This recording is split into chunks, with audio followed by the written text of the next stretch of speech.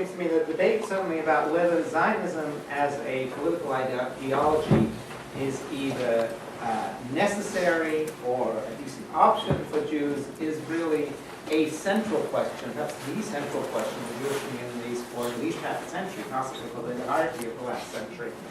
And indeed, in many Jewish communities to this day, of all religious denominations, if you walk in and say to people even quite loudly that you don't believe in God, it's sort of, okay, fine, go on with the davening, it's not a real problem. If you say you're not a Zionist, you don't believe there should be a Jewish state, you can have real trouble staying with the rest of the people in the community. That is much more likely to make people extremely angry. The idea of doing this was in part sparked when reading Antony Lerman's piece from September, and I was particularly in the New York Times last year, The End of Liberal Zionism. I particularly struck by one line, and I was struck by it as a person who has been a liberal Zionist since the beginning of my political consciousness.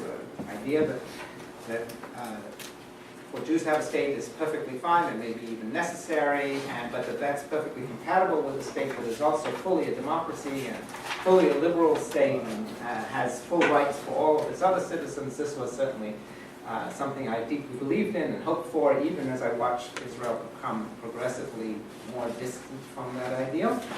And then when I read Tony Lerman saying the only Zionism of any consequence today is xenophobic and exclusionary, a Jewish ethno-nationalism inspired by religious messianism, I thought, well, I hope that isn't true, but I'm always, every day, more worried that it is.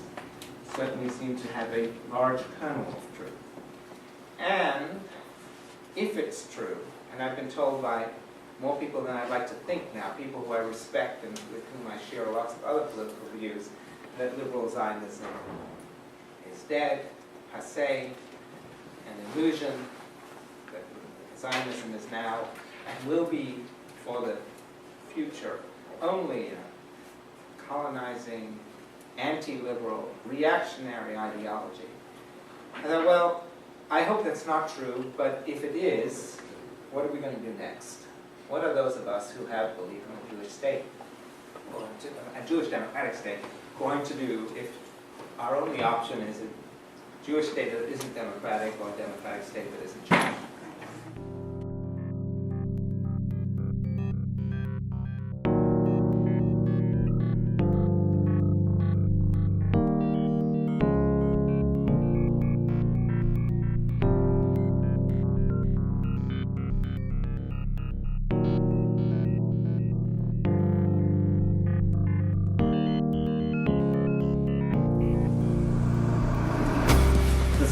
Very much, it sounds inviting to come all the way from London to talk here today.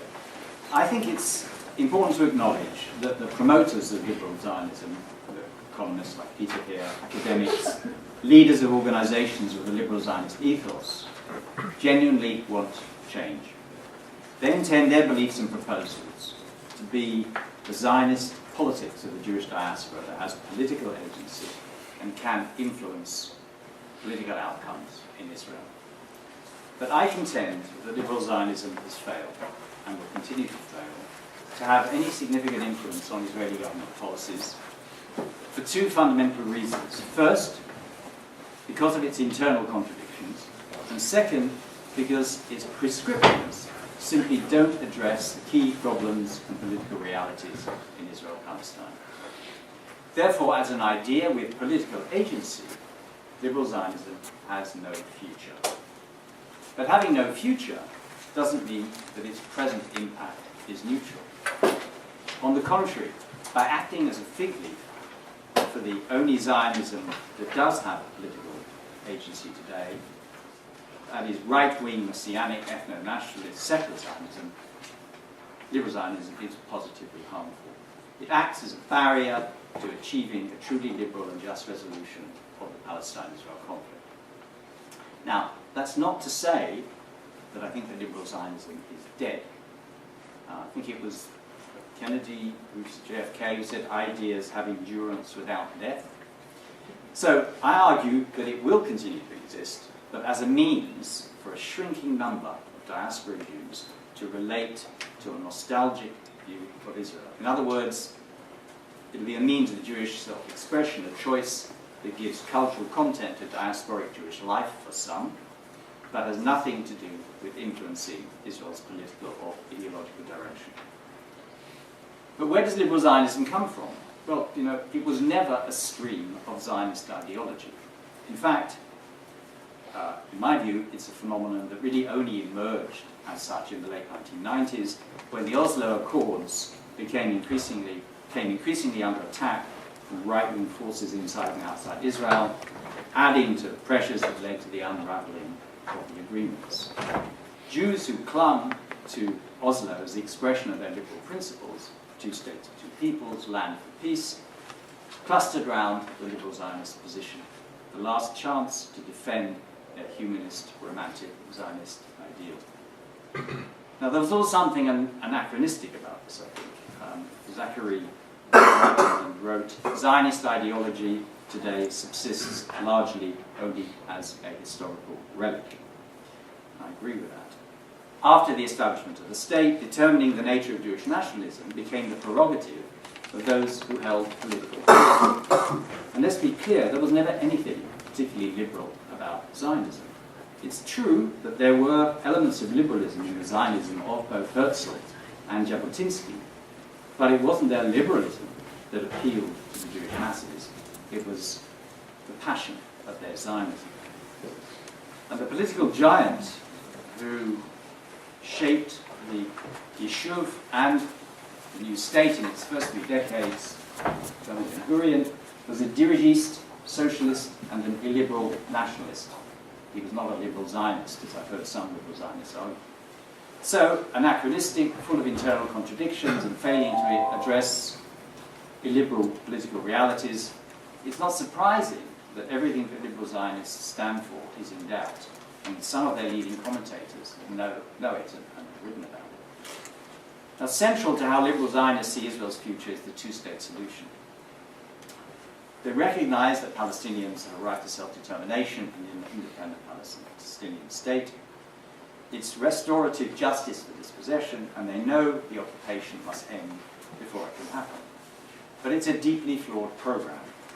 The two states for two peoples recipe is based on notions of national homogeneity and demographic separation. While the truth is that, despite extreme separation measures, unilateral withdrawal from Gaza, the security partition, fence and wall, the proposed absorption into Israel of huge settlement blocks in any peace deal, Palestinians and Israelis are living together in a reality of spatial and binational homogeneity. There's no symmetry or justice in this reality, however. Almost all the power resides on one side. The liberal Zionist idea that these entities can negotiate as equals over state-oriented partition is a fiction. Now, we've known for a long time that as a deliverable political option, the two-state solution is practically dead.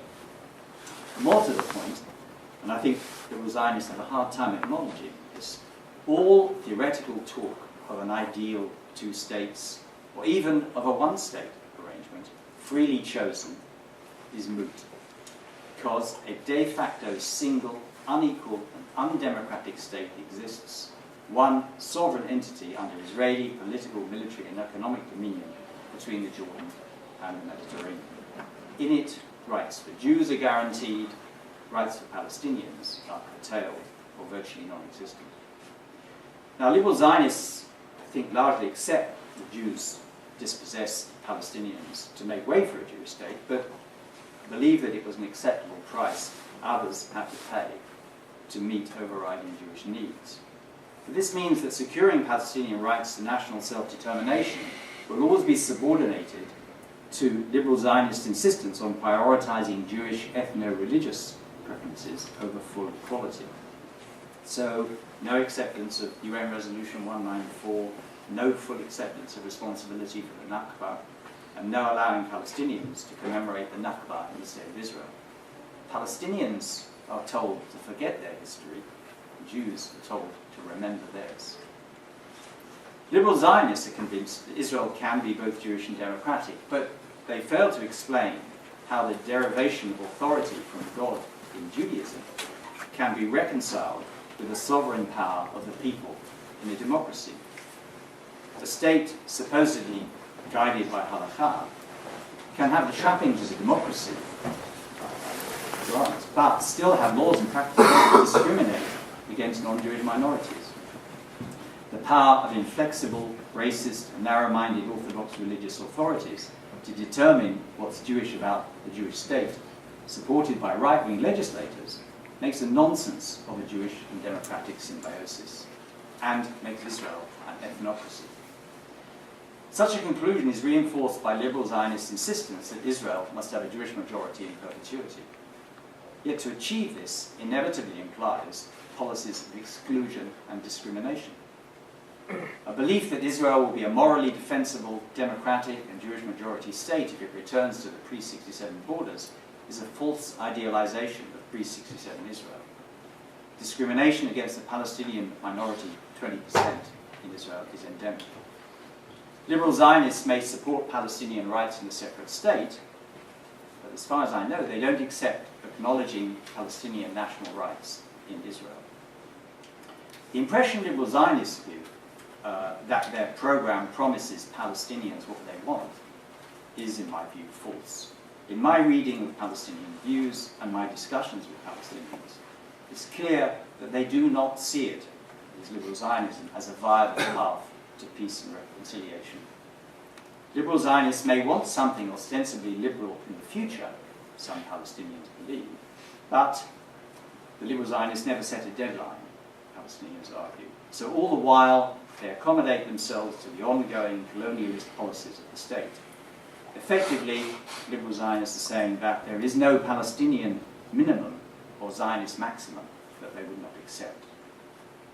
So liberal Zionism, in my view, is becoming increasingly isolated. It's challenged ever more strongly from the diaspora Jewish left, and it can't distinguish itself sufficiently clearly from the Zionist extreme right. It may speak more softly about its commitment to Jewish ethno-religious preferences, but that commitment places it less distant from Jewish supremacism than it likes to think it is. So it ends up functioning as a fig leaf for the very form of Zionist colonial expansionism it seeks to oppose. But only this Zionism has political agency, and the degree to which liberal Zionists continue to want to populate the Zionist space prevents more widespread realization that supremacist Zionism is all Zionism is really about today. So in short, liberalism is inclusivist, Zionism is exclusivist. Liberalism is about equal rights, human rights regardless of ethnicity or creed. Zionism is about securing Jewish rights at the expense of the non-Jewish native inhabitants of the land between the Jordan and the Mediterranean. Thank you. Thank you.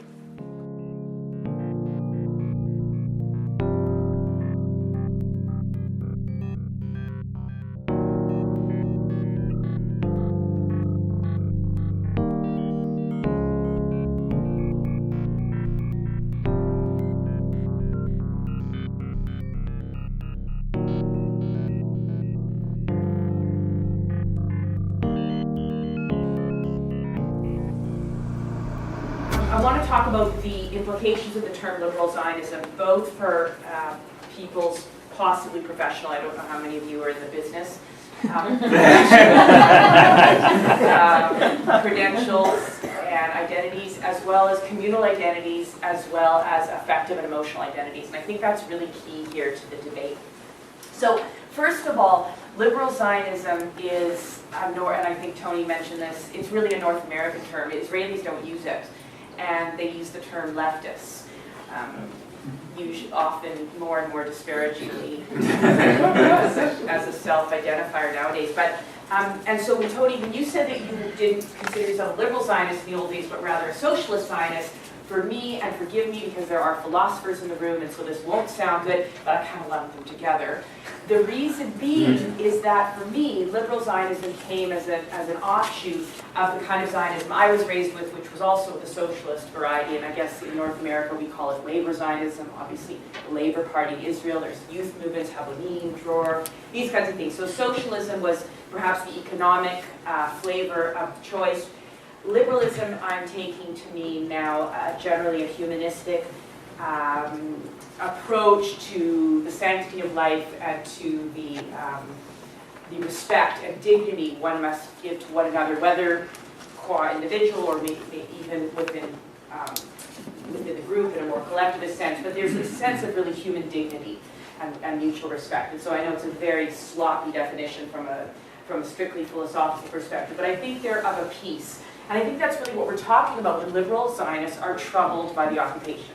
And when liberal Zionists say that something is not quite right with Israel's Palestinian citizen minority and things have to be rectified, yet not throwing the baby out with the bathwater. I think that's really what Peter was getting at. Now, we can just briefly, and really Peter said a lot of this, if we're talking about prescriptions, if we're talking about policies, if liberal Zionism prefers a two-state solution and non-Zionism, anti-Zionism prefers a one-state solution. Really, the polling shows that, as Peter said, a majority on each side favors a two-state solution. The recent polls I've seen have only 10% of Palestinian support for a one-state solution. So this one-state solution business we're hearing, meaning a one-state democratic state, not a Bennett apartheid-esque one state. We're talking about a more of a liberal secular or secular binational one state where everyone would have a right of return, land claims, flooding, whatever we want to call it. That is very limited support among Palestinians themselves. I think 11% of the West Bank, 80% in Gaza, very limited support. Now, a little bit on liberal Zionism as a label. So let's say I was to buy into Tony's very persuasive short essay, both in what he's written and what he said today, particularly towards the end, where I started to feel a little bit, my cheeks reddened a little bit in shame, but in a sense of tension. I can't remember the exact words, but then Peter picked up on this about the tensions, value tensions, and what would the cost be to me? And I'll speak personally, and maybe it resonates with some of you. First of all, I probably wouldn't be invited onto this panel, okay? Because there'd already be one of each, right? So what would I be? Or actually I shouldn't say that. I wouldn't be invited onto this panel because I wouldn't have a category to represent. I guess I could join Tony but I wouldn't have a category to represent, so I wouldn't be on maybe not this panel, but other panels where there's only polls of two. I wouldn't be able to serve on board in my Jewish community. Okay, we're all too busy, we don't need another board, who cares, it's just power grabbing, Jewish communal politics suck anyway, we all know that. But what does it mean to be excluded from the communal conversation? It means you no longer have a voice within your community. And that gets to a major point that's really been bugging me lately, and I really do want to know all your thoughts, both of my colleagues and of you here. What are we doing this for? I'm a political scientist, so one could say that I have some policy expertise, perhaps, due to my trade. I write in one of Israel's national dailies regularly, but it's in the English daily. It's the .com of Haaretz. Israelis tend to not read that. The Anglo-Saxon, the English speakers probably read the .com, but most Israelis are not reading that. I'm well aware that I'm writing for a diaspora audience, both Palestinians, Arabs, Muslims, Jews, and everyone else. What do I really hope to achieve with all my punditry and all my writing and all my analysis and all my teaching? I also teach undergraduate students. What do I hope to achieve? I really have little illusions that I'm going to affect Israeli or Palestinian foreign policy. Okay, that's really honestly how I feel today, and most days. So I think what I'm really trying to do is to save Jewish souls and anyone else who wants to come along for the ride.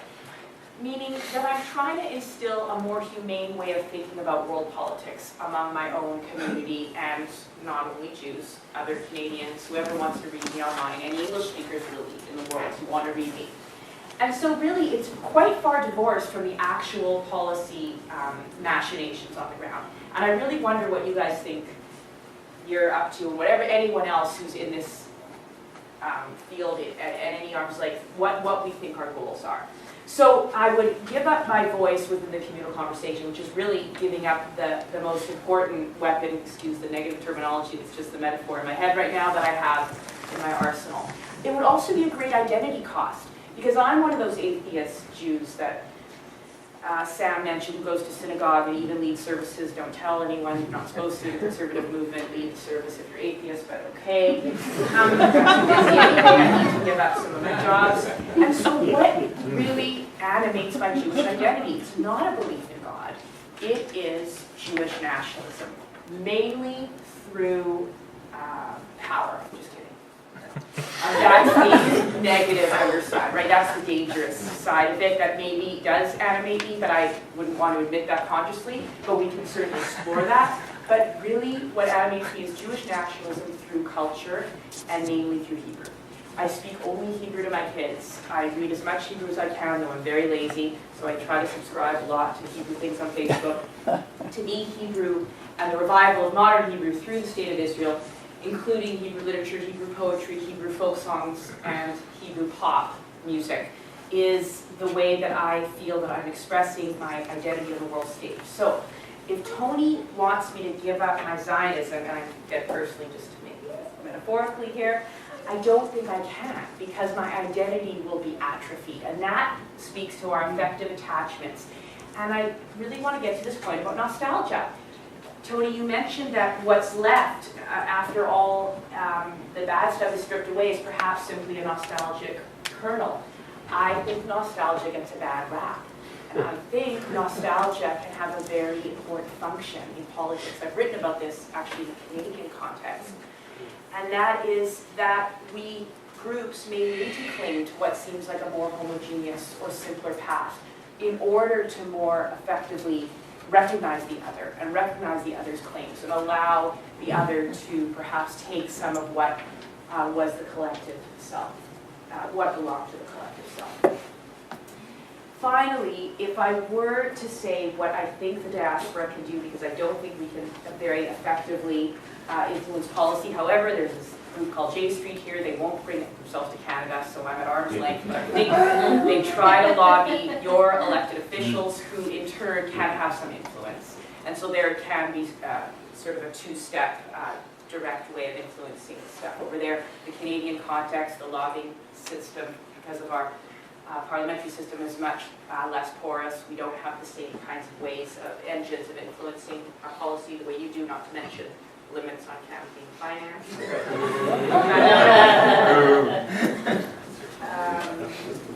Finally, I think that we could help promote a healthier diaspora Israel engagement, or a more robust one, as well as softening some of the sharper edges of Zionism if we promoted and adopted a more radical multicultural experiment in Israel. And so that would mean not only bolstering modern Hebrew and Hebrew culture and Israeli culture and everything that goes along with that, but I'm using culture very broadly, whether it's political culture, more formal artistic culture, as well as encouraging Palestinian citizens of Israel to do what they most want to do. When I read just a piece just today on one of the blogs written by one of the Balad Party candidates, and he said what they most want to do is have the Arabs, the Palestinian citizens of Israel, have cultural autonomy, meaning more control over their culture. Now, I thought there were multiple school systems in Israel. There is a school system run in Arabic,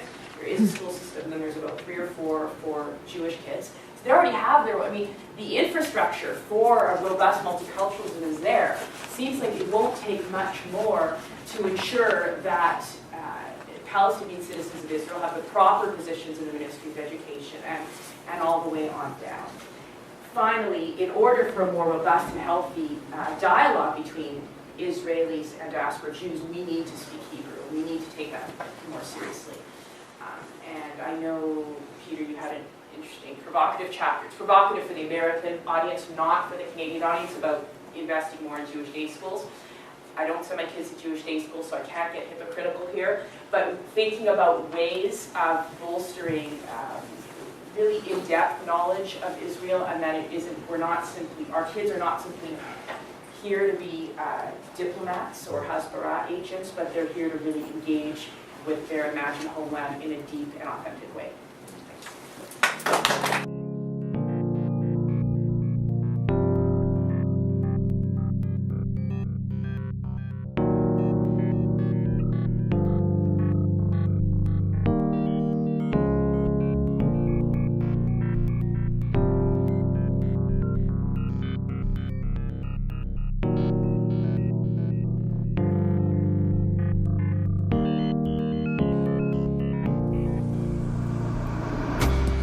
That.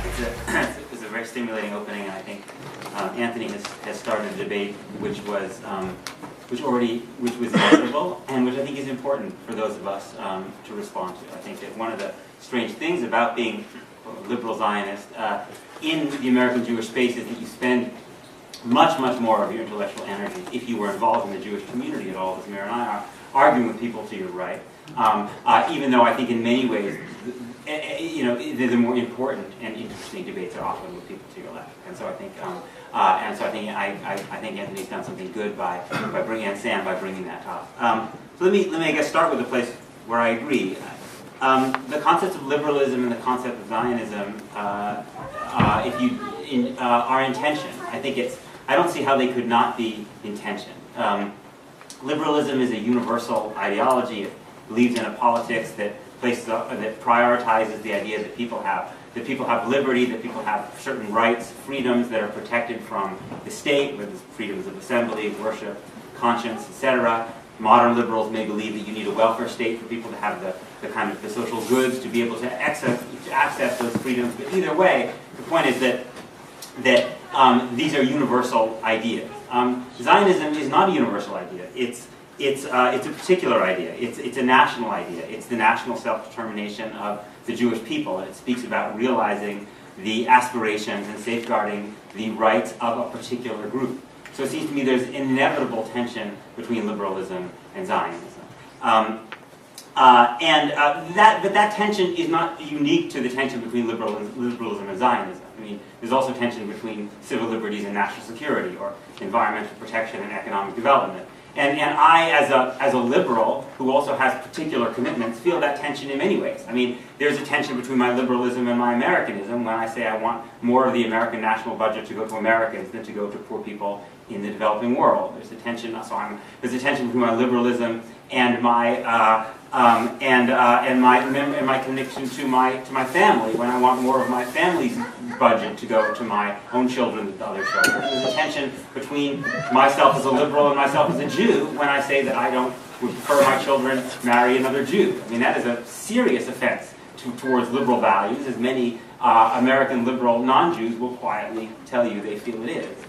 So this tension is not unique to my Zionism. Now, it does have special character because of Zionism, because of course the illiberalism of the Beinart family, we're not a state, we don't have an army, we don't have a flag, right? And the tension that I feel between my liberalism and my Americanism is somewhat different, because America is not a country that at least formally privileges any ethnic or religious group. So I'm not suggesting that it's the same kind of tension, only just to stipulate that there can be tension between various different things that one both believes are important. In an ideal world, I would be highly sympathetic to the idea of a world in which no countries privilege any ethnic or religious group. But I do think it's important to acknowledge that we don't live anywhere near that world. There are many countries in Europe that have crosses on their flags. There are many countries in the Middle East that have crescents on their flags. There are many countries in Europe that we would all agree to be democracies that have privilege, that have immigration policies that privilege members of one ethnic group. And according to the Palestinian Constitution, as of 2003, the Palestinian Constitution says, Islam will be the official religion of the Palestinian state, and Sharia will be the main source of legislation, even though that document also talks about freedom of religion. So it seems to me that's actually a version of the very tension imagined in a Palestinian state that we are recognized also exists in a Jewish state. So the tension is inevitable, but it seems to me there's a certain amount of tension, for me at least, speaking personally, that is too much tension. So in order to understand how much tension one is willing to accept, speaking personally, you first have to answer the question of how much one values Zionism, right? How much value do I place on the idea of a Jewish state? And for me, the answer is I place a significant amount of value on it. First of all, because I think that the cultural Zionist project, the project of recreating a Jewish population in the land of Israel, building Hebrew as a living language, all of the cultural expression, I think has been of immense value to Jews around the world. And I think without the hard shell of a Jewish state, I think there are significant questions about whether that population could remain with anywhere near the vitality it has. Secondly, I place some significant value on Zionism because I believe that in a post-Holocaust world, I'm attached to the idea that there is a country that has the survival of Jewish life, the protection of Jewish life as its mission statement. And sees that as part of its responsibility. There is one such state in the world. Now that said, just because I place some value on Zionism doesn't mean that I would accept a Zionism or a Jewish state at all costs. If the Jewish state offered no citizenship to non-Jews, if it offered no voting rights to non-Jews, then I think I would be forced to say, tragically, that even though I value the idea of a Jewish state quite a bit, I think that would be too high a price for me to pay. Not for many, many other people I know, many other people in my own shul, in my extended family, but for me it would be too high a price to pay. And it's because it's why it's too high a price to pay that I feel myself to be in fundamental opposition to Israeli control of the West Bank, where Palestinians lack citizenship and the right to vote for the government that controls their lives.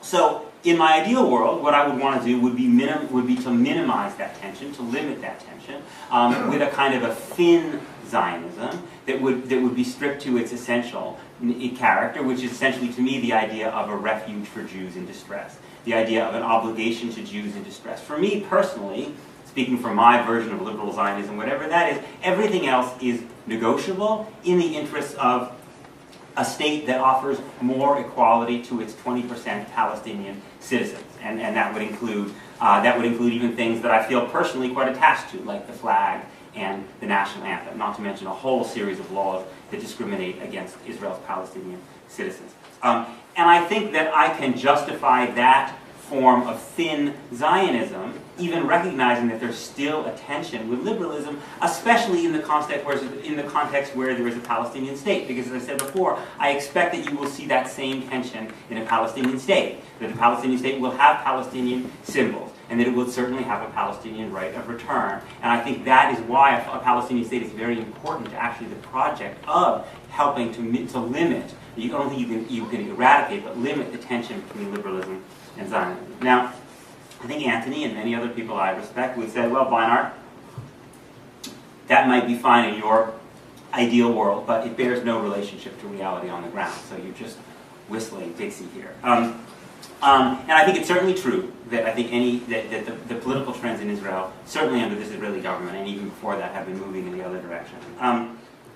But for me, to disregard, to abandon the project of trying to bring liberalism and Zionism into a greater harmony, recognizing they will never be in full harmony, first of all, requires me to disregard the concern I have for the protection of Jewish life that a Jewish state offers, which to me, especially in an era of rising anti-Semitism now, is something that I'm unwilling to abandon. But secondly, it requires me, and I think this is what Antony didn't say in his opening talk, although I'm sure he has thoughts about it, it does require me, it seems to me, to begin to think and have ideas about the alternative, which is to say, I'm enough of a conservative to believe that if you're going to tear something down, if you're going to get rid of Zionism as an ideology, which practically means kind of the dismantling of the Israeli state, you have to have thought a bit, and you have to have some ideas about what's going to come after, and you have to have thought about how practical they are. The most common suggestion would be a secular binational state. But a secular binational state does not have a great track record. I mean, it barely works in Belgium.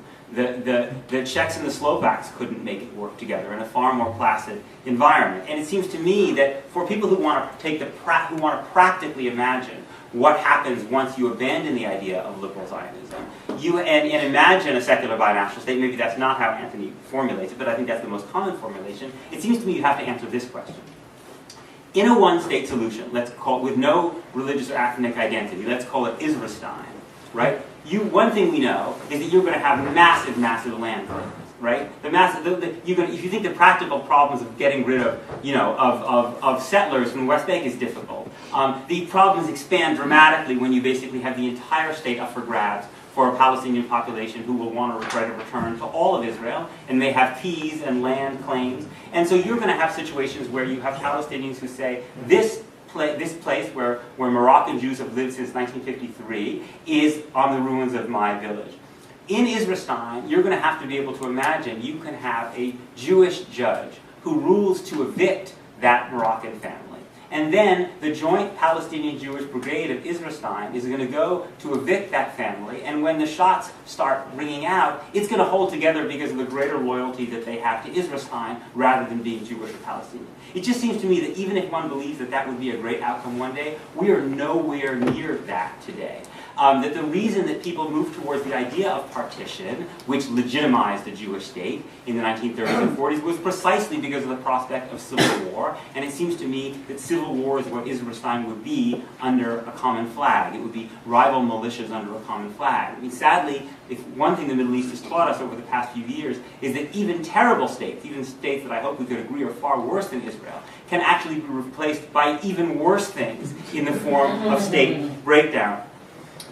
So I'm unwilling, I'm unwilling at this point to give up on the idea of liberal Zionism, even recognizing there's a tension, even recognizing that it requires me to compromise my universalism, and recognizing that it's a lot easier for me to say that than for the person who I'm compromising it on behalf. I recognize that. I don't want to trivialize that claim, but it's because the particular value of a Jewish state is important to me, and because although I'm a pessimistic liberal Zionist, I'm even more pessimistic about the alternative to the two-state solution. And I want to quote one important politician in this conflict who shares this pessimism. He said recently, "If the two-state solution fails, the substitute will not be a binational one-state solution, but a persistent conflict that does not know any middle ground." That's Marwan Barghouti, the most popular Palestinian politician alive. It is still the case that the two-state solution, for all its terrible flaws, has much more political support on both sides of this divide than does the one-state alternative. Okay. So, my one question for each of you, I had more, but I'll restrict it to that. And they're sort of parallel challenges. So, Tony, actually, this is in a way a version of something Peter was asking you. What exactly do you think the one-state solution could look like? How could we get there? And if, in particular, what Palestinians actually want to set up as the basic law of the Palestinian state right now says is an Arab and Muslim state, and not a state that is sort of a vision of democratic equality. Is that for you better than a Jewish state? I mean, would that be something that you would accept and see as a happy outcome, even though it would basically mean switching from one ethno-religious state to another? And to Peter and Mira, I could basically ask, again using the formulations that Peter laid out, but I think that you both and I would accept that we have to face. What's the point at which you give up your Zionism? If a right-wing government comes in power in a couple of weeks and decides, enough mucking around, let's just remove the vote from Arabs, or, this has been proposed before, impose a loyalty test for voting in which you must say that I swear allegiance to a Jewish state before you can vote, which would effectively disqualify pretty much all Arabs and, I imagine, all, and a good deal of the left as well, therefore being very convenient for some people. Would that be the point at which you say, okay, this is enough? I can't do this anymore. And if not, where would that lie? And if we sort of live in this sort of murky status quo for longer and longer without actually saying that it's going to become that Israel will be sort of officially an undemocratic state, but effectively it is, when's the time point at which you might quit? It's interesting, isn't it, that I think you've called this series of talks, or this series of events is within the context of thinking outside the box. Is that right? Yes. And I'm rather struck in a way by a sort of knee-jerk staying inside the box, in the sense of various assumptions are made about what someone says. So I'm laid out my ideas in my opening remarks. I never said anything at all about my support for a single state. I never said I supported a single state, and I don't support a single state. In fact, I don't support any particular idea of any particular state, and one of the reasons why I don't is that I did at one time advocate for, or begin to advocate for one single state around about 2005, or something like that. But I don't anymore, because of the point I made in my remarks, that I just think that all this discussion about one state, two states, doesn't apply anymore, because the political realities on the ground have moved totally away from it. We can talk our heads off about, you know, the disadvantages or advantages of a single democratic state and the Palestinian proposed basic law that they wrote in, blah, blah, etc., etc., etc. I just think that these things are just not relevant to what is actually happening politically in Israel-Palestine, because you have this entity, this sort of monster, I feel, of this de facto one single state already existing. And I don't think that's going to change. I don't think it's going to change after these elections. I think that is going to carry on. And therefore, I don't see that there's any particular relevance. But more to the point is that it's my sense, talking to Palestinians, talking to critics, talking to Israelis, critical Israelis, is that there is now a search for different ideas. There's a ferment going on for looking at alternatives to partition, coming from people, B'Tselem people, coming from Palestinian Israelis who've got new ideas. And I am of the view that, you know, because there's a stalemate, there's going to be no movement either towards two-state or towards one state. We have to get back to basics. And what is the basic problem, as far as the Palestinians is concerned, is that they do not have their rights. How long are we, who call ourselves liberal, going to go on in a situation where we're going to have all kinds of theoretical ideas about what should happen and what America's going to do and what it's not going to do?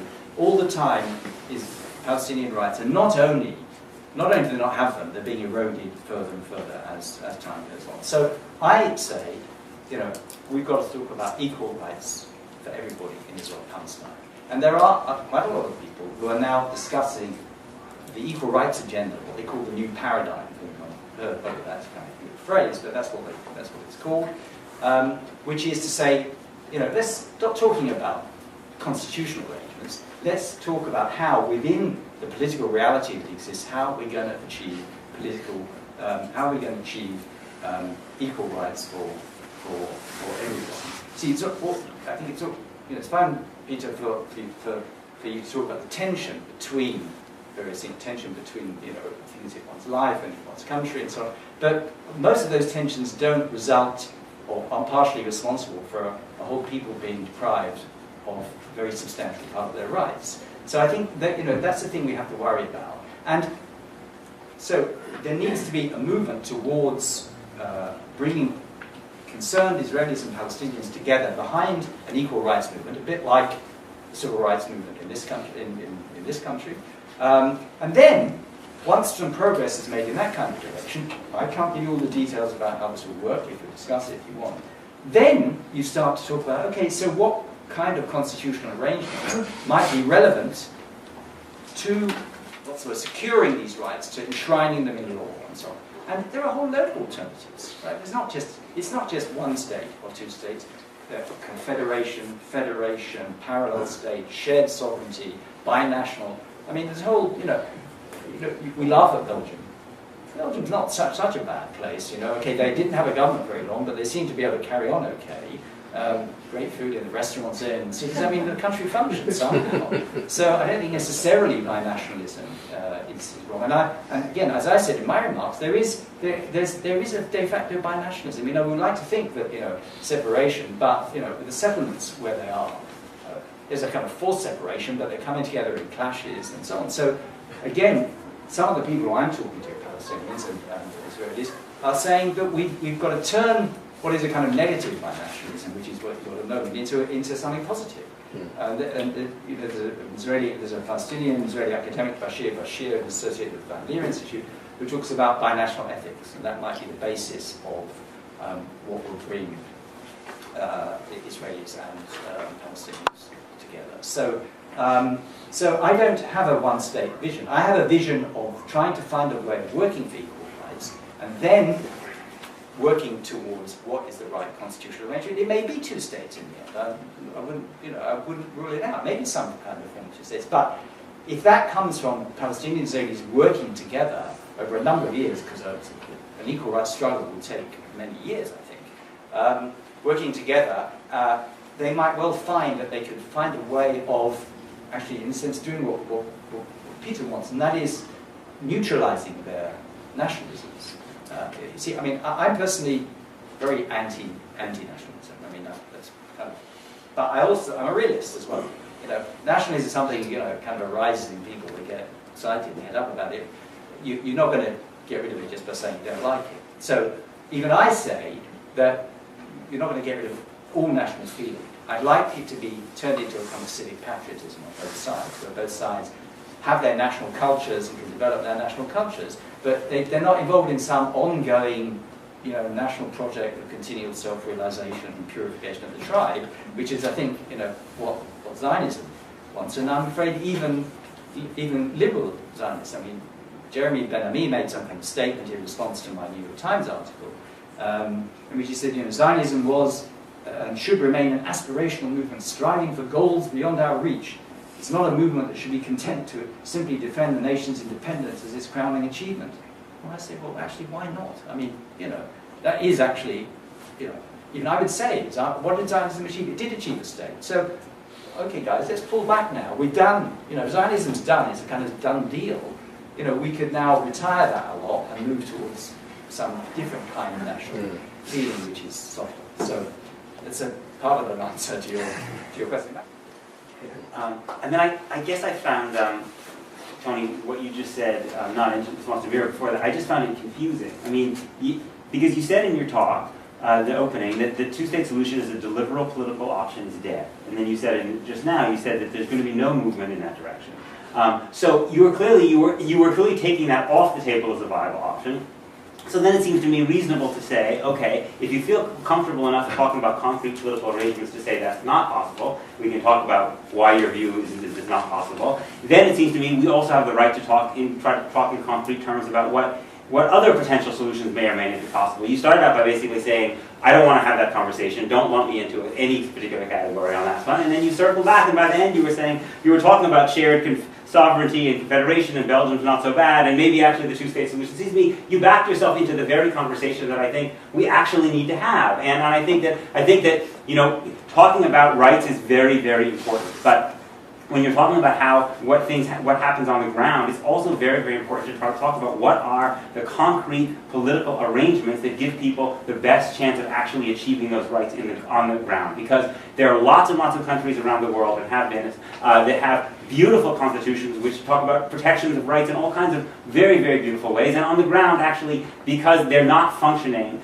that people's actually are people not able to access those rights very much at all. And so I think this is a tendency of the left sometimes to want to talk in such abstractions about and not essentially and kind of resist the pressure of actually trying to think as best one can of what happens under this pressure of putting these things on the ground in a particular circumstance. And this is a much, much more difficult reality than Belgium. I mean, these are two peoples that have been at war for 100 years, where nationalism is not diminishing, but it's growing, and so is religious extremism. So I don't see a huge market on either side right now for either getting rid of nationalism or embracing secularism. And that's not just on the Jewish side. So I think one can't have this conversation without discussing those things. I personally do not believe that the two-state solution is impossible. I think it's very hard. I don't think it's impossible. Both Mahmoud Abbas and Ehud Olmert have said on the record that they believe they were within months of cutting a deal.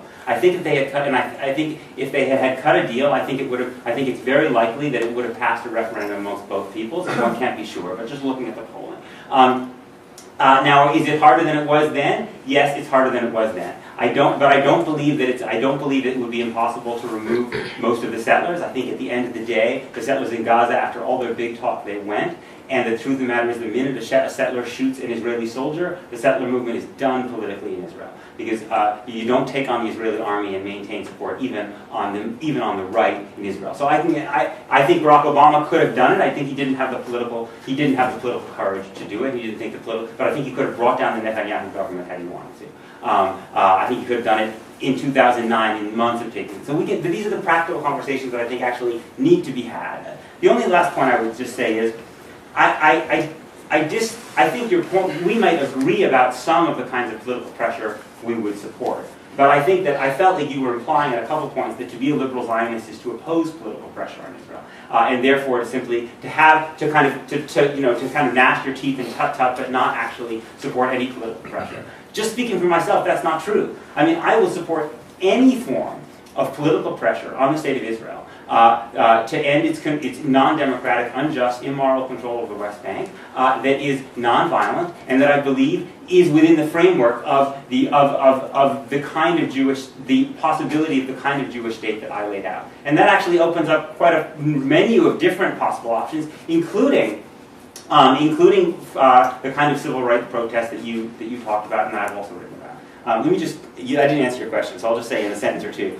I think for those of us who are liberal Zionists, I think this is an important challenge that Antony and others have laid out. I do think it is important to say, at least to some degree, to talk about at what point we would give up, right? I think it is dangerous to believe that you could have it forever in perpetuity.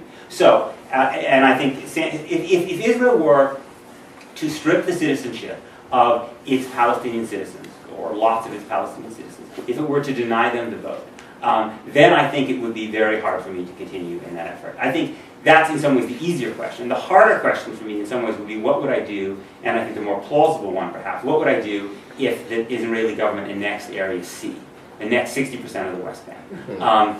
Would I still struggle to overturn that, or would I say that basically once it was annexed, basically that was impossible? I don't know that I really have the answer to that, but I will be willing to, that if Israel annexed Area C, then being a liberal Zionist would be much more difficult for me. And I would think seriously about what alternative kind of struggle I could have. But I would still feel the need to be trying to compare that very, very, very ugly reality to what I imagine the alternative would be. Mira, do you want to comment on this? Just very briefly, if I were to give up my Zionism, I would abdicate. That's the inevitable result of what would happen, because I would have no effective energy left to devote to a conflict or to a situation or to a civil rights issue of which I'm no longer a part, because I'm not an Israeli citizen. Were I an Israeli citizen, or were I an Israeli citizen living and devoting living in Israel, contributing to Israel from within, I would have a lot more latitude to take and discard these labels.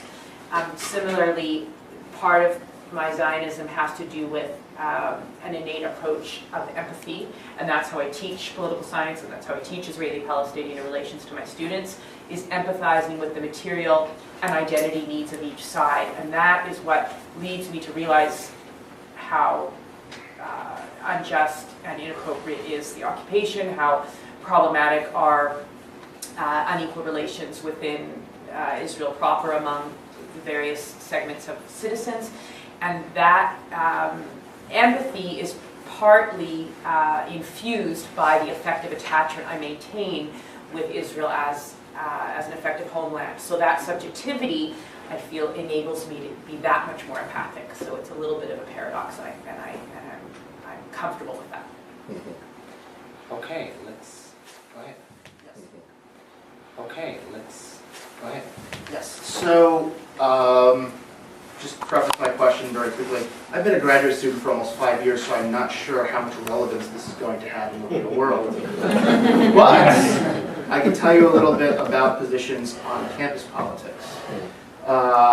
And this discussion seems to have been about the tensions between liberalism and Zionism.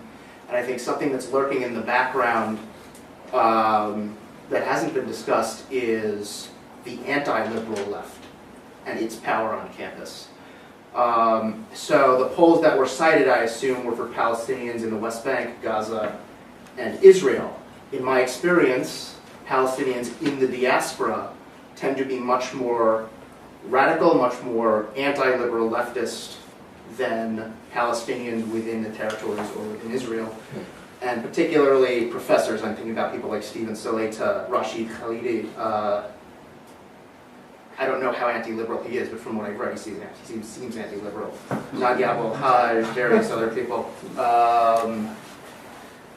Remember the time. Yes. Bring it to a question, that would be Yeah. good. And what do we do about this sort of reflexive anti-liberal, anti-colonialism in which, you know, it was mentioned that we can all agree that certain other Middle Eastern states are worse than Israel, but among this sort, that is not necessarily the case because the initial colonial nature of Israel makes it fundamentally, almost on a metaphysical level, worse than anything else. And what do you do about the sort of discursive power these people have on campus?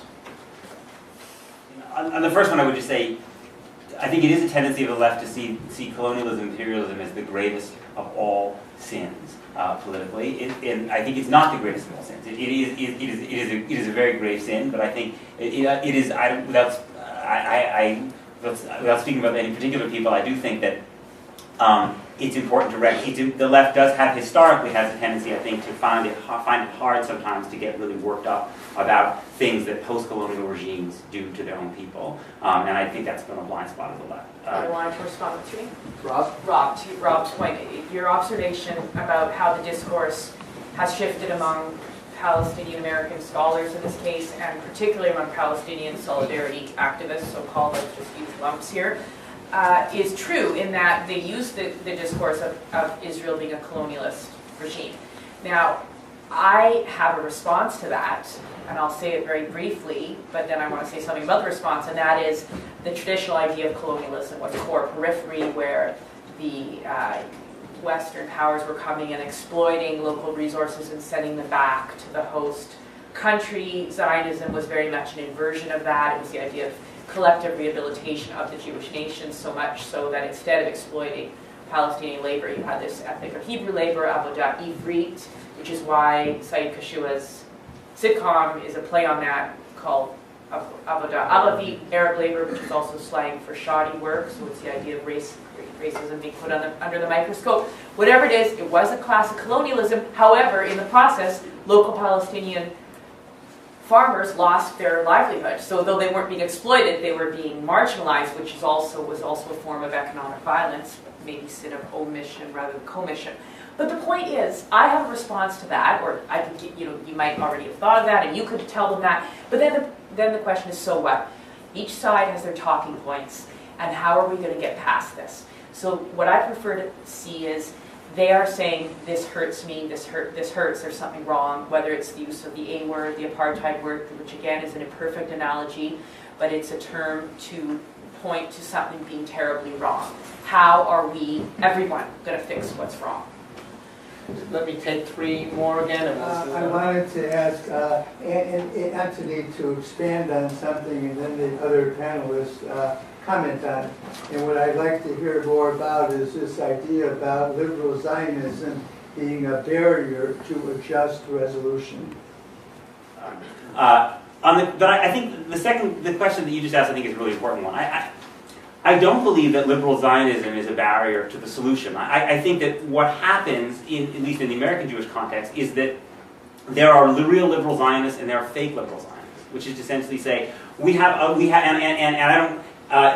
is a large industry in the American Jewish establishment of people who claim they support the two-state solution, but in fact have only pursued policies that actually destroy the two-state solution. Right? So though I don't consider those people real liberal Zionists, I consider them fake liberal Zionists. I think that basically they will never fundamentally criticize or challenge the Israeli government, no matter what it does, in terms of destroying the two-state solution. You didn't hear any major American Jewish organization that ostensibly supports two states say anything this week when there was new evidence that actually of what most, I think, serious people already know, which is that Benjamin Netanyahu has no interest in the two-state solution. He occupies a political party that is massively hostile to it, right? But that, it seems to me, is different from people who are genuine liberal Zionists. I mean, we have our own flaws. We can be criticized in lots of ways. But I think to suggest that we are a barrier, that we oppose pressure, is wrong. We may not support all of the same pressure as people to our left. Speaking for myself, I do not support the BDS movement, but I do support boycotting the settlements in conjunction with an affirmation of Israel's right to exist. I support Palestinian bids at the UN. I support America not allowing our federal money to be spent across the Green Line, and there are several other options. So I think that that's part of what's behind this idea that liberal Zionists are a barrier. But I think that liberal Zionists are better seen as one of several groups who want pressure on Israel. Our means are different because our goals are different. But I think to see liberal Zionists as simply people who who in the end of the day always end up supporting the status quo, I think is just not correct with the liberal Zionists that I think of as authentic liberal Zionists. So let me add that I see it as different from that, because to me, when I say liberal Zionism is a barrier to a just resolution, it's because of this notion, which I also referred to at the end of my remarks, that the existence of liberal Zionism, the existence of liberal organizations, tends to give this idea that there is something today called Zionist ideology, which is a live thing which we talk about and has real meaning in terms of what is going on in Israel. And the point I've made is that I would say this again, is that there is really only one active Zionism that has any agency, and that's the one which is being led in Israel by the messianic ethno-nationalists, the extreme religious. So what liberal Zionism does is it gives this notion that there's something to talk about, that the real issue about Israel and Israel-Palestine for us in the Jewish community Zionists is to talk about Zionism and to oppose that Zionism and to put forward this Zionism. When, in my view, that's not what the conflict is about now. The conflict is a political conflict now with religious overtones or undertones, and that's the way it has to be seen. It's a problem fundamentally. It's a problem for the Israeli state, for Israeli politicians from the Israeli Jewish side. They've got to deal with this. This is something that they have to deal with. And my view is actually, Israeli is actually. I get to talk about the liberal Zionism. There was some admittedly critical Israelis there, but they came out to me afterwards and they said, look, really, basically, we don't want you diaspora Jews. You just keep out of it. Let us get on with this, right? Yes, help us by expressing your feelings, your views about certain things, but to come in with pressure all the time as if you're conforming to some old-style Israel diaspora relationship, which existed once upon a time. That's no good, and I don't think that's good for Israel, because it allows Israel to and particularly the right in Israel, to turn to the diaspora for support for its politics. And of course the right are very adept at that, and they've got people like Sheldon Adelson and so on behind them. And I think this is really a corruption of Israeli politics. It's a corruption of any good relationship between Jews outside of Israel and in Israel. So the point I'm making is that the existence of liberal Zionism puts this pattern on a politics which isn't about, really, it's not about an argument between Zionists anymore. I think that's really actually dead. It's about a politics which has to be faced up to by the people on the ground, and we've got to find some way of helping those people on the ground to reach a resolution, but not one which means us piling in with our with our kind of diaspora organizations. Sometimes they're mirror images of Israeli organizations, sometimes they're tied up financially and so on. So that's why I think it's about it. Mr. Lerman, when I read your article in the New York Times, I also kind of thought it was pie in the sky, somewhat the way that Peter has spoken about it, but now that I hear you, I'm quite taken by it, and especially as you see the way that liberal Zionism can be a fig leaf and can mask then getting anything done within Israel. And that's really my question for all of you, because I actually think in many ways you all agree rather than disagree. It's just different approaches. And how then can the movement take place in Israel with a government that will probably be reelected, and where is that movement really going to come from? I think arguing about whether it's Zionism or liberal Zionism, whatever, is not necessarily the major issue. The issue is, how does change take place in Israel, and how can that really happen from the humanistic ideals that many of us here in this room, I think, really care about? On the question of how will change happen, I guess I agree to a significant degree with Antony. I mean, I think that change will happen when the price of Israeli control of the West Bank goes up. Right now, the price is low. It's low because of the security cooperation of the Palestinian Authority, and because so Israel doesn't have to send its young, soldiers there to patrol every Palestinian city and town like it did before Oslo. It has the subcontractor in the West Bank, and it's low because Israel doesn't even really have to pay for it, because the Europeans and others basically pay for that subcontractor to do Israel's dirty work for it. So I think when that changes, then I think we enter a different reality in terms of the political discussion and what's politically possible. So I don't think what I would hope is that what I desperately hope is that the price goes up in a way that's nonviolent, right? And I think this is partly where I agree with Anthony, that there are mechanisms for making the price go up that are nonviolent, and that those of us who believe in the legitimacy of some kind of Jewish state can also be a part of. Even though we may in times be in coalitions with people who don't.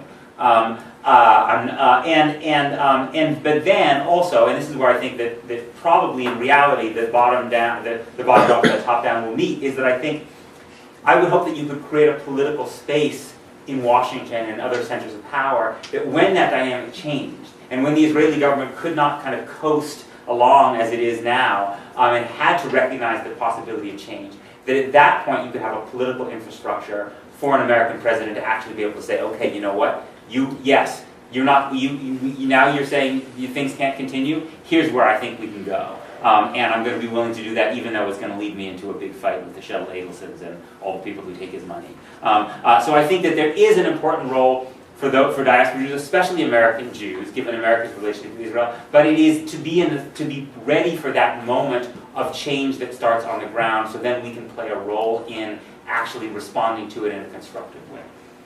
So, this is really not a question, but an observation about the topic of this meeting was supposed to be focused on Zionism. We're ending up inevitably, and I know it sounds ridiculous for me to even question it, talking about Zionism and about Israel. And I think that if we try to refocus on Zionism for a moment, which is supposed to be our main topic, and remember that in November 1897, a Viennese journalist convened a Congress in Basel, and at the end of which he said there should be a Jewish state in Palestine, which was a mind-bogglingly revolutionary, earth-shaking thing to say in 1897. And he then added, it won't happen in the next 5 years, but if you will, 50 years from now it will be a reality. And he was 1 year off. And the question is, this is the basic question at this point in time, which some of you have you've tried to point at it in your question, is Zionism. Forget about the policies of the state of Israel. If I were living in Israel, I would be working furiously against the re-election of Benjamin Netanyahu, but that's another story. That has nothing to do with Zionism. The question is the idea of Theodor Herzl that the Jewish people should have their own country in Israel, is that an idea that is valid or not? And do we wish to subscribe to or not? That's all. Thank you. And the question about do we believe, I'm sorry, your question about Herzl, do we support Herzl's idea? I think really, I guess the question is, does it matter? Because Israel exists. So do we need to debate Israel's right to exist? And that, again, that's been part of what was slowing down the recent, or not so recent anymore, peace talks, is that Israel wanted, or Bibi Netanyahu wanted, recognition of the Jewish character, which we know really was a way, well, I shouldn't sound so sure of myself, but I think it was a way of doing an end run around the issue of Palestinian refugees. So while it sounded very much about, please recognize me as I am, which is a very psychological affirmation of my right to exist in this world, I think there was a lot more to it than that. So I think in a sense, I personally support it, but again, if I weren't Jewish, would I support it? I mean, do you sometimes think it's a bit weird when the Stand with Israel people put up Palestinian citizens of Israel or other Arabs and they call themselves Zionists? It's a little weird, maybe. Like, I sort of wonder what's really going on here. In a perfect world, we would all adopt the national monikers of every movement so we could help every group aspire to its collective self-realization, but I don't know how necessary that is. Anyways, I tend to agree with Mira here that although it's nice the way you put the question about Herzl, I just think that it really it's not relevant because the state exists. It exists, and there's something about continually having to go back and ask, well, should it really exist, and we want other people to affirm that it exists. It speaks of a kind of, sort of lack of self-confidence, a kind of nebbish character, which is a sort of at odds really with the Israeli character in other respects. And it's interesting because the former Israeli Prime Minister made a very strong statement about asking people to recognize us, and he said, I will never ever turn to the International Community or anyone to ask for recognition and as a Jewish state or as a state, and that was Menachem Begin. Right. Interesting that his followers have gone in completely the other direction, acting as if they need this in order for what? I mean, it's actually for internal political reasons. So I don't, this is again where I think that although it'd be nice to sit around and we can talk about Zionism, you can talk about ideas in the past, what does all the time. But I don't really think this discussion about liberal Zionism is about the relevance of it to Israel today. So I feel we've been going in the right direction in that regard. So, I mean, on the question of whether Herzl's vision is relevant, on the one hand, yes, I agree that it's anachronistic because there is a state. But I actually think there's another kind of, there's another kind of debate about Zionism that actually in some ways is relevant because it doesn't have to do with the state, and that's from the tradition of Herzl's great rival, Achad Ha'am.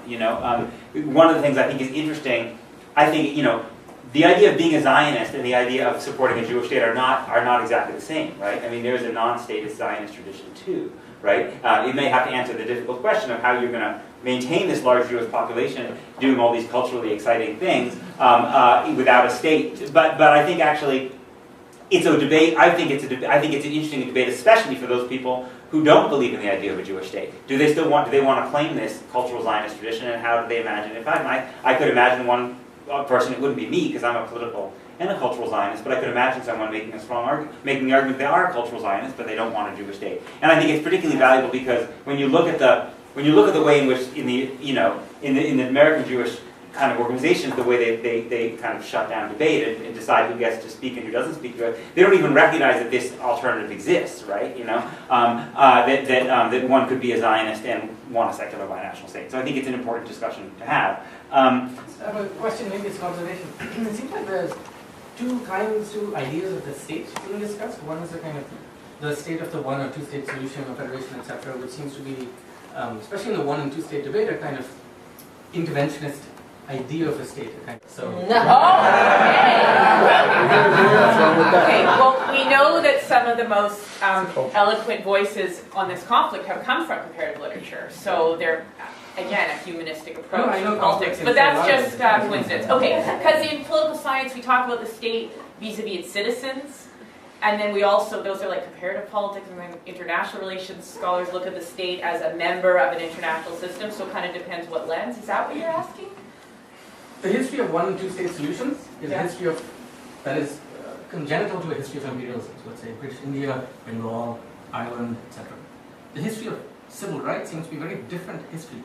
So it seems that there are two different genealogies of the state being discussed. Okay. Bottom up versus top down, that we're talking about engineering how... Well, yeah, I like what Nasser said here, this difference between sort of top down and bottom up, the way Mira put it. Because yes, indeed, I mean, what I'm advocating, that you know, the best direction to go now is to think about equal rights and then how to achieve that. That is obviously a bottom up. So it's not, no one is going to come in and give that to people. You know, there is a sense in which some of the people, some Zionists, some liberal Zionists, talk about it in that way, as if to say, you know, oh yeah, we want the Palestinians to have equal rights, we will give it to them. Right? Well, you know, the time has passed for giving things to the Palestinians, it seems to me. Palestinians and Israelis have got to take things for themselves in this regard, in civil rights, by, if it was at all possible, and I think this is partly the answer to your question, trying to create a movement on the ground, from the ground up, to achieve these equal rights. And I have, you know, I'm slightly involved in an initiative, well, I'm sort of a bit distant from it, but I know about it, and I'm kind of connected to it, where Palestinians and Israelis are talking about doing just such a thing. Actually, they've gone public in a presentation that they made to the European Parliament. It's called Alternatives to Partition, and people like Sam Bahour and Bashir and Alison Albanbourg on the Israeli side, and Ahmed Klein and so on, are involved in this. And they're trying to persuade, they're trying to build up some consciousness of this idea that there should be a bottom-up struggle for rights. And that's the only thing I can offer. I mean, I really think that there's a fairly desperate situation at the moment. That, you know, how, because of what I've described as the de facto one state, how you maneuver, you know, how the Americans have failed utterly to be able to move with Israel. You know, to talk about, well, what kind of things can be done to move things forward. I think that there is hope in the idea of a bottom-up equal rights movement, and I think that there are, you know, that there are people who are moving behind that. Is the sort of the role of the neoliberal economics in Israel and the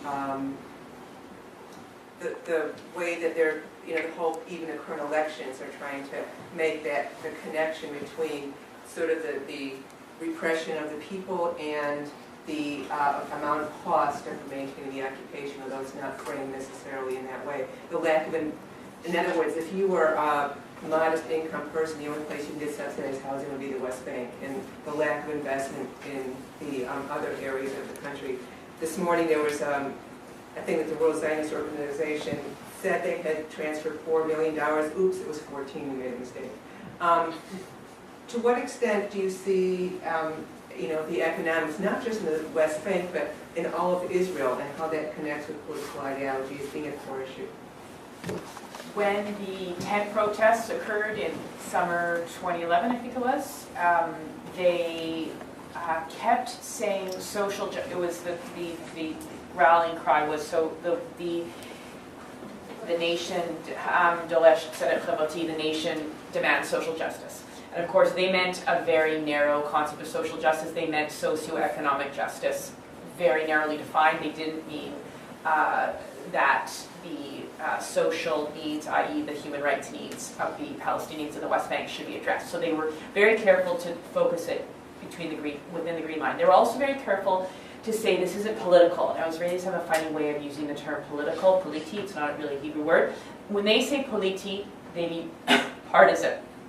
And so they always say this isn't political, this isn't political. Well, of course it's political. You're camping out in a tent and you're protesting your government's economic regime. What isn't political about it? But they're very careful to separate politics from partisanship, or to lump them together, such that when it comes to the polls, these very dynamic and noteworthy grassroots movements don't end up necessarily translating to policy change. So that's one thing I'd say. About the idea that a lot of the money for subsidized housing gets funneled into the West Bank rather than within the Green Line, that is true. And who's talking about that? The Peace Movement. Peace Now has done campaigns on that for Israelis. I don't know how many Israelis are really listening. And so that's the question, is that message really penetrating? And I just don't think it is. What about the work of Stav Shafir? She's been all over the media, and that's for me. She's a member of Knesset. She's not Peace Now in any way, and the framing of her message is not in terms of the peace movement. True, and the question is, how much is someone like Stav Shafir, member of Knesset, focusing on the settlements in the West Bank? When I hear her give speeches, but I haven't heard all of her speeches, so you certainly might know, that she seems to skirt that issue a little bit. She does not skirt that. So she focuses on settlements? In her framework of what she says. So we'll see how much that resonates on March 17th. But so there are some voices doing that. So the question is, who's listening? Another response to the point about neoliberal economics. I think the economic circumstances need to be focused on much more. And my argument would be, in light of what I've said already, is that this, too much talk about Zionism takes us away from those kinds of realities. We need to ask questions not only about money going to the settlements, but also the extent to which Israel depends on its arms trade, and the link between its arms trade and what the army does, and the extent to which certain things which then get sold abroad and bring in a lot of money for the Israeli state are developed as a result of oppression against the Palestinians. So there are, I'm not a total economic determinist, I'm not a Marxist or anything like that, but nonetheless, I think the role of neoliberalism in Israeli society, not only there, but in Europe as well, and throughout the world, is something which we shouldn't ignore as a factor in the politics of what's happening there and what needs to be dealt with in order to move towards the kind of society we want, where people do have equal rights. Yeah. For Tony, I didn't write it down, but your description of the current Zionism of Israel, you used the terms also. Two of the terms you used was religious messianic, and I'm not sure if you just explain what you mean by that, whether you're equating religious with messianic, or because my image of certainly the religious community in Israel, while part of the people in the settlements certainly are messianic, many are not, and the Haredi community is anything but messianic. I'm avoiding the question that was asked directly of me. I have to confess my language is a little bit loose in this regard in terms of putting words like religious, messianic, together. If there was more time, one really does have to separate them out, because obviously it's not all. I wouldn't for 1 minute say it's all religious Jews who are responsible for this Zionism, because that's simply the case. There are obviously very different strains of religious denomination in Israel as there are outside of Israel. The key thing is that the people originally behind the settlement movement, who were the people from the changing national, the religious party, if I'm not mistaken, the NLP, the settler movement began very much as an understanding that 67 was a fulfillment, sign of fulfillment of the Messianic dream. And I think that is still firing a lot of that particular religious segment who follow that kind of line, and that is a particular one. It's not Haredi, and obviously it's not secular, and it's not modern Orthodox. And I don't think it really matters that many of the settlers are not either ideologues or religious. The fact of the matter is that the settler movement is still being driven by an ideology, or by politics and an ideology, with which certain religious factions are very, very closely related, and that has been very closely, strongly supported by very powerful right-wing elements in Israeli society. But I think, along the discussion, we can tease out these differences because they are obviously important. There was a very good book written by Aviezer Ravitsky about Zionist messianism, a very critical book, and so a lot of serious stuff that's been written on this. But my question relates to the concept of liberal Zionism that we've been talking about seems to focus on the situation of the occupation in the West Bank. My understanding of liberal Zionism is much broader than that. So it includes things like the role of religion in the state of Israel. It talks about the situation of the rights of Israeli Arabs within the state of Israel, independent of that. And so and it also talks about the relationship with the West Bank and the occupation, etc. So with a broader understanding or concept of liberal Zionism, it seems like we can have a place for the different parts. And then the question may be, what's the priority and where should we be focusing? So yeah, we should be focusing on building greater equal rights and access for Israeli Arabs. So I guess my question is, what do we really disagree about?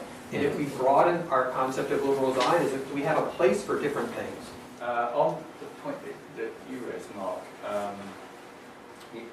that we were perhaps talking too narrowly, focusing too narrowly on liberal Zionism, something just to do with the West Bank, and of course it does have all these other elements. I sort of tried to indicate that in my interpretation of Zionism. I tried in 9.5 minutes, and then when I took to refer to some of the other elements of it. And of course, indeed, it seems to me that it is quite that. But I think we started to talk about those kind of things. The one you particularly raised, Palestinians in Israel. Once we were called Arabs in Israel. Now, I'm not sure exactly because they call what they call themselves, Palestinians or Palestinian citizens of Israel. And what to do to give them, more rights? Well, I put it to you or to everyone very strongly. There is no recognition in basic law, Declaration of Independence, of national rights for Palestinians. So I would say that fundamentally has to change. I say change the constitution. There is no constitution as such in terms of a full written constitution. There was supposed to be a written constitution, and there was a constitutional convention that was set up a few years after the state. It met for a while, and then it abandoned its work because they couldn't agree on anything. Right? So there should be a constitutional convention where a new constitution is put in place, which I would argue should have equal rights for all, and there should be national minority rights, and Palestinians should be recognised as a national minority inside Israel, which is what they want now. Do liberal Zionists want that? I suspect they don't, because that would fundamentally question the idea of the exclusivity that is involved in the notion of a Jewish state. And it would, I think, bring into question law of return. I don't think you would have a law of return if you had something like that. You could change the law of return, but you could change immigration law to, and this is sort of an answer to something that Peter raised earlier about, well, we need to keep Israel because we need somewhere safe for all the Jews that are fleeing Europe today. It's a separate issue, and which I spoke about last night, actually, this notion of antisemitism and state, it seems, with all the exaggeration going on. But the fact of the matter is you could have a law which privileged both groups. You could say that, in our immigration law, Palestinians and Israelis, Palestinians and Jews always will have first opportunity to come into Israel. But I think you'd have to have a change of constitution and you'd have to have full equal rights and national rights, to this 20% who see themselves as a national minority. So I think that's a question one puts back to the Zionists. And on, I would just say, speaking for myself, I don't see the two-state solution as solving the problem. I don't see it as ending the conflict, and I see it as a step towards something else. And I think that it would be, I think the way I see it is that the problems that Israel has within the Green Line of dealing with its 20% Palestinian citizens are made dramatically harder to deal with in a context in which those Palestinian citizens of Israel see their cousins living without any basic rights in the West Bank, which creates even more hostility to the state among Palestinian citizens than they would have otherwise, and also inclines Jewish Israelis to see them as a fifth column. So I see that one of the virtues of creating a Palestinian state would be that I think it makes dealing with some of the issues inside the Green Line easier, and it's one of the reasons I think Benjamin Netanyahu's call for Palestinians to recognize Israel as a Jewish state is so pernicious is not only that it's an attempt to not have to deal with the refugee issue, which has to be dealt with, even though I might not want to deal with it in the same way that that some Palestinians, but it has to be dealt with, and it's a serious issue for me, some important statement of Israeli responsibility, and I think, for my own preference, would be some return of refugees, although probably not as many as many Palestinians would want. But I also think it's because what Netanyahu is trying to do by saying, Abbas, you have to accept Israel as a Jewish state, is he wants Abbas to tell the Palestinians, the citizens of Israel, that once you have your state in the West Bank and Gaza, you have to shut up, and you can't raise any concerns. And that, first of all, Abbas couldn't do that even if he wanted to, right? It wouldn't work. But also, I think it's illegitimate. I think Palestinian citizens of Israel will have legitimate gripes with the structural discrimination they face inside Green Line Israel. But I think those issues will be easier to deal with in a context where the running kind of open sore of Israeli control of the West Bank and Gaza is ended. And I think that you look at the one Israeli Prime Minister recently who has made, I think, who made progress towards dealing with the concerns of Israel's Palestinian citizens, and that was Yitzhak Rabin between 1992 and 1995. I think it's not a coincidence that he was doing that at a time of some degree of optimism about the possibility of a two-state solution. It created a climate where I think he was able to move towards things like affirmative action laws and equalizing payments for children between Jews and non-Jews, and move in civil service towards bringing more Palestinians in, the kind of thing that Israel would need to do, and much more, I think. On the question of Palestinians recognized as a national minority, that's not an idea that I find that I would be against necessarily. I mean, I think it has to do with one has to think about what the larger context of the state evolution would look like, as Antony said, in a context where you don't have a constitution. On the question of whether there should be two rights of return, to me that really goes back to the question of whether you're thinking about a one-state or a two-state solution. If you have a Palestinian state that has a Palestinian right of return, then I don't think it's imperative that the Jewish state also have a Palestinian right of return. Just like I don't think the Palestinian state. You wanted soundtrack to the video, right? Right. Just like I don't think the Palestinian state would be expected to have a Jewish right of return. Which one is better goes back ultimately to the question of which one thinks is more workable. And as I said at the very beginning, I think the two-state solution is more workable because I think, at least I have not been convinced by any of the one-state formulations that I've heard that it can solve what to me is the fundamental, hard, really basic problem, which is basically what is the army, what does the police force of this look like, and can this actually be a national identity that supersedes Jewish and Palestinian identities in a situation of great stress? So I'm going to Mark's question about civil religion, civil religion and state. I think liberal Zionists are also concerned with addressing the theocratic tendencies in Israel, namely that there is no way to be born, get married, or die civilly. You can't go to a justice of the peace. I mean, that's from a Western liberal perspective, that's weird. That you have to go to your respective religious authority to get married. Now, Shlomo Sand, in a recent book where he's criticizing the Zionist regime and the Israeli state, says that that's in order, that those kinds of laws are in order to prevent mixed marriages, and that's a bit of a what's the word, a cynical view of that, and that could be true and partly in its motivation. Now, as long as there are separate school systems, we can expect that there will be much less natural mixing than in the melting pot that is America with its dream of strong public schools, despite what some parents might say in certain school districts with lack of funding. But the idea is that there is this idea that you melt together, and that's just not the case in Israel. And that's partly the desire of Palestinian citizens of Israel. If they want to be a cultural minority, or if they want to be recognized as a national minority, then certainly they want to maintain, I would assume, their own education system and other modes of transmitting their culture to their children, such that right now they are a national minority. I mean, everyone has a ID card saying your national status, right? Whether you're a Jew or Palestinian. You can't say Israeli on your ID card, right? The Supreme Court struck that down. But it doesn't give you any rights just because you have an ID card. Okay, so then that is the question. Then that is the next question. So it's a liability rather than a okay. Yeah. So